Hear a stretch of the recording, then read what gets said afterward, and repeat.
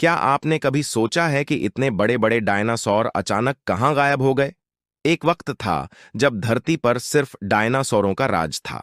लेकिन फिर ऐसा क्या हुआ कि वो पूरी तरह खत्म हो गए? क्या वो किसी बीमारी से मरे या फिर कोई और धरती पर आया था? आज हम जानेंगे डायनासोर का अंत कैसे हुआ और उसके पीछे की असली वजह क्या थी। लगभग 23 करोड़ साल पहले डायनासोर धरती पर आए थे।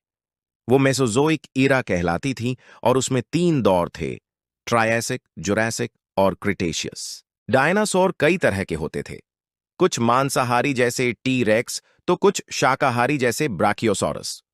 वो इतने ताकतवर थे कि लाखों सालों तक धरती के राजा रहे। फिर करीब 6.6 करोड़ साल पहले अचानक धरती पर एक भयानक घटना हुई। वैज्ञानिकों के अनुसार एक बहुत बड़ा एस्टेरॉयड मेक्सिको के पास चिकसोलब में आकर टकराया। इस एस्टेरॉयड की गति और आकार इतनी बड़ी थी कि हजारों परमाणु बमों जितनी ताकत उसमें थी। इस टक्कर ने जमीन को हिला दिया, आग की लहरें फैला दी और आसमान धूल से ढक गया। इस इम्पैक्ट के बाद सूरज की रोशनी कई महीनों तक धरती पर नहीं पहुंच पाई। तापमान बहुत गिर गया, पेड़ पौधे मरने लगे और खाना पीना खत्म होने लगा। पहले शाकाहारी डायनासोर मरे, फिर मांसाहारी भी भूख से मरने लगे। कुछ वैज्ञानिक मानते हैं कि एस्टेरॉयड के साथ साथ ज्वालामुखी विस्फोट और क्लाइमेट चेंज भी डायनासोर के अंत का कारण थे।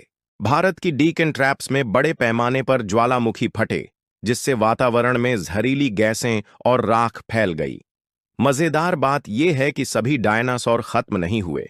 आज के पक्षी असल में छोटे फ्लाइंग डायनासोरों के वंशज हैं। हाँ, आपके घर की छत पर बैठा कबूतर शायद कभी एक छोटे डायनासोर की फैमिली से आया हो। डायनासोर का अंत सिर्फ एक कहानी नहीं, ये धरती के बदलाव और जीवन की नाजुकता की सच्चाई है। एक अकेली घटना ने एक पूरी स्पीसीज को खत्म कर दिया। अगर आपको ये वीडियो पसंद आया तो लाइक करें, कमेंट करें और सब्सक्राइब भी। नीचे कमेंट में बताइए आपको कौन सा डायनासोर सबसे ज्यादा पसंद था। अगले वीडियो में हम जानेंगे क्या धरती पर फिर से डायनासोर आ सकते हैं। तब तक के लिए थैंक्स फॉर वॉचिंग।